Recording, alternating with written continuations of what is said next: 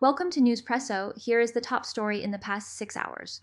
Picture this: a psychology junior at the University of Oklahoma sits in a cramped dorm room, laptop humming, scrolling through an article about how society's expectations shape the way people are seen.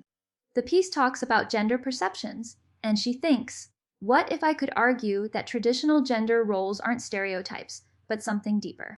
She decides to write an essay that will make her professor roll her eyes, but she pulls from a source she feels is most authentic, the Bible.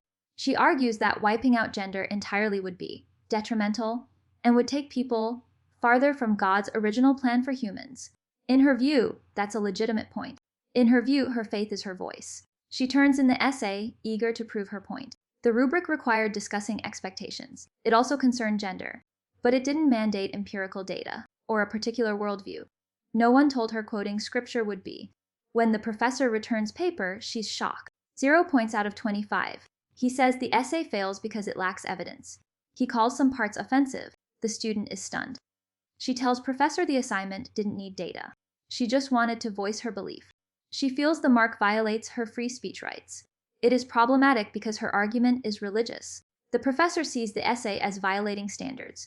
He believes the student has misread the expectations. He says to be discriminated for beliefs is absurd. She contacts the university, claiming the grade violates her rights.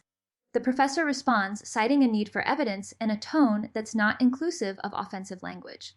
The exchange is captured in emails that the local newspaper, The Oklahoman, obtains and shares with the public. Now the story reaches the wider community.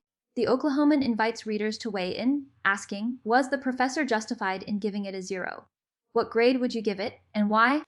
They ask readers to email their thoughts to an address, including their name and hometown, so the story can incorporate diverse viewpoints.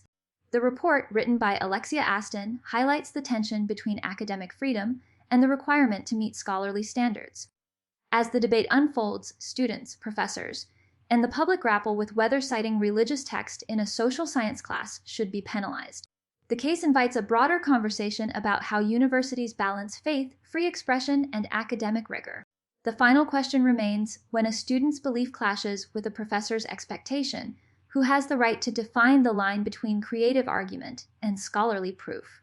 The next episode of this discussion will explore how universities might clarify guidelines so that students can feel heard without sacrificing the integrity of the coursework. Subscribe Newspresso. Never miss a major global headline.